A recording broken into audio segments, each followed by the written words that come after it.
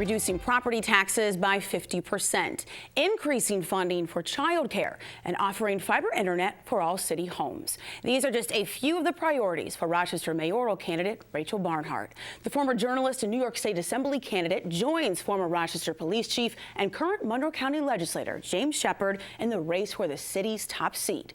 But Barnhart says when it comes to an actual plan to turn the city around, she's the candidate with an agenda. Joining me in the studio to share that agenda is the Chief Development Officer of Settlement Houses of Rochester Foundation and mayoral candidate Rachel Barnhart. And welcome back to the program. We were talking before about how a year ago this month you were here and we were talking about media coverage and media issues. So nice to be here again. It's good to have you here. And we'll jump right in. I know a lot of aspects of your platform have been covered quite a bit this week. I should say you were on Connections with Evan Dawson earlier in the week. But there's one issue I want to start with, and it's something that you've made a priority for your campaign, and that is the plan to reduce property taxes by 50%. And you've said on your campaign site this won't go into effect for 3 years and that you want a full reassessment cycle before this would take place. So just so viewers get an understanding, how would this work? It's important to reduce property taxes for several reasons. First, we have to fix a distortion in the market. We know that every single developer and company that comes to town gets a property tax break. Meanwhile, the rest of us are left holding the bag, low and middle income homeowners. Half of our homeowners in the city of Rochester earn less than $50,000 a year. More than a quarter of them are paying more than a third of their income in housing costs. I met so many homeowners who are having trouble paying for new roofs, getting home equity loans in upside-down mortgages. My plan would fix a distortion in the market by offering this benefit to absolutely everyone. Second, we have to attract and retain new families and businesses. If Rochester is going to be competitive, we need to lower our tax rate. We need to have this make economic sense because people right now with choices are not choosing us.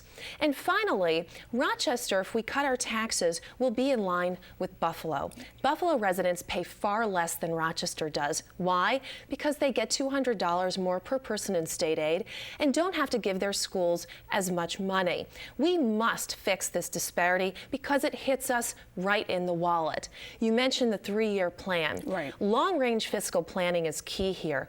We need time to put money away into a dedicated fund to absorb the revenue hit. But it's our feeling that it won't take very long to reduce that gap with new investment. So this is a win for low and middle to income homeowners, also a win for businesses, you say, that want to relocate into the city. But I want to know, to what degree could this be a potential downside for city service jobs, city employees, things that could be affected by this reduction, sanitation, public transportation, and so on? We are adamant that with long-range fiscal planning, we can cover this gap and make absolutely no cuts to services. Some possible sources of revenue are consolidating the water system, asking the state for more aid, budget efficiencies without cutting vital services, and growing our tax base. This can work. What I've done is offer a roadmap. And yes, there will be critics saying this cannot be done.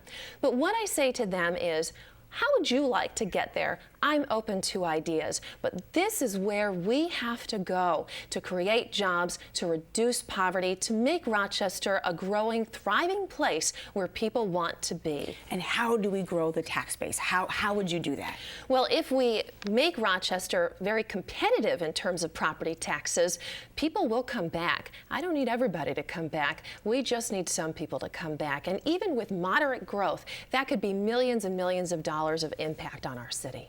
And you mentioned the consolidation with the Monroe County water system. Have you talked to any folks from that organization to share your plan, to get feedback, to see if there's buy-in? Well, I think it's a little premature right now, and I would be surprised if the Water Authority wants to inject itself into a mayoral race. But I am confident that Monroe County would work with us on this plan, and the state right now is encouraging consolidation and would pay for such a study. And let me tell you, we would have to do due diligence to make sure city taxpayers and city workers are protected. So for people who hear that and they hear, okay, how would this consolidation work? And they can't really wrap their heads around the savings Well, effect we don't of that. know how it would work. We would have to do a major study. It would take time to do that. And again, we'd have to make sure that the city would be protected well into the future and have representation into the future on the water system. But right now, the city and the county share water quite a bit. I'm also suggesting that we collaborate with Monroe County on child care. Local Democrats have made child care a political football. Right now, Democrats in the county legislature, including Jim Shepard, are holding up capital improvement projects because they want more daycare slots. What they're proposing would only provide a handful more daycare slots. I am proposing that the city step up, if we're serious about reducing poverty, that we step up and provide more child care funding for an additional 1,000 children. This would not have a huge budget impact, and I'm not calling for more spending. This would be less than 2% of the budget. This is about priorities. And the best part about this plan is the state provides matching funds. So we could potentially impact far more than 1,000 children. We know child care helps people get on the path to getting out of poverty. This should be a priority, and frankly, I think it's a travesty that our local elected officials haven't proposed this before. You mentioned partnering with Monroe County on that effort. I also want to talk with you about that when it comes to education in general. You support a countywide school system. You said that there's no political will to do that in Monroe County. It seems issues of racial and economic issues that we're having in schools right now, these disparities could in fact be addressed with something like a countywide system. Right. If that's not on the table, in what ways do you see yourself partnering with Monroe County Executive Cheryl Denoffel to really start to look at these things and try to come up with concrete plans to better address them? Sure.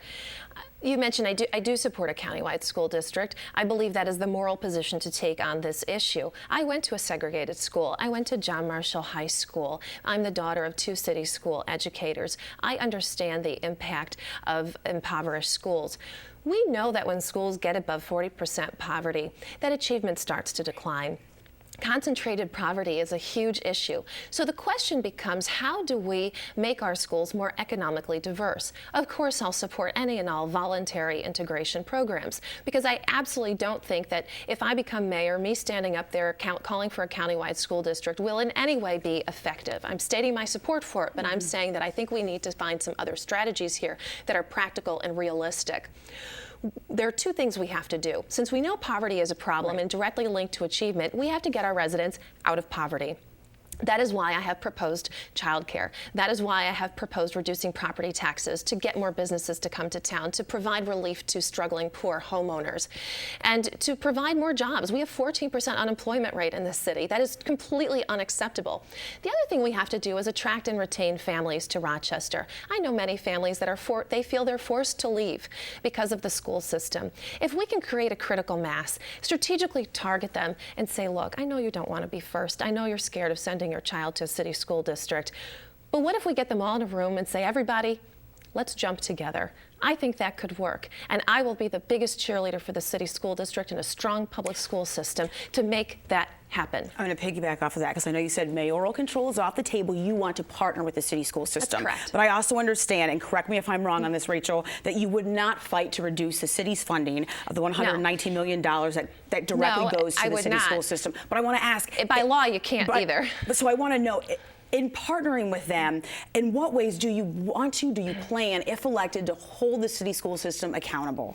Spending is incredibly important. I spent an entire year holding the city school district accountable on spending. I exposed administrative bloat. I exposed other kinds of spending issues. Certainly the mayor can use her bully pulpit to talk about spending issues in the city school district. I think that's appropriate, but I don't want to have an antagonistic relationship. I want to have a relationship with the city school district in which we do everything we can to promote it, to reduce poverty, and to get families to try this system. And I will partner with them, bring experts to the table, and make sure that we reach that goal. Economic diversity is key.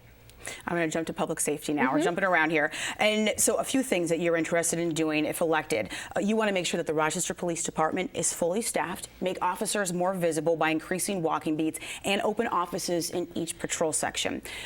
This relationship, you know it, you've covered it, it is frayed between police departments and communities, not just in Rochester. This is happening around the country. In what ways do you see yourself as mayor working to bridge that divide? Well, true community policing does require a fully staffed police department. Residents need to have a relationship with police officers. I am calling for a reform of the civilian review board system. Right now, when someone has a complaint against an officer, we have a board made up of civilians that reviews that complaint. But the primary evidence that they use is based on the internal affairs report, which I think is very tainted. The police chief is the final arbiter. The police chief doesn't have to issue any kind of written decision. They can just write sustained, unprovable, exonerated. I think we need more explanation from the police chief, and I think the police chief needs to be thoroughly removed from the process throughout. And finally, I believe that we need to resolve these complaints within 120 days. That is a reasonable time for citizens to get answers. A lot of this has to do with transparency, openness, and accountability. People want to know that if an officer does something, that they have recourse.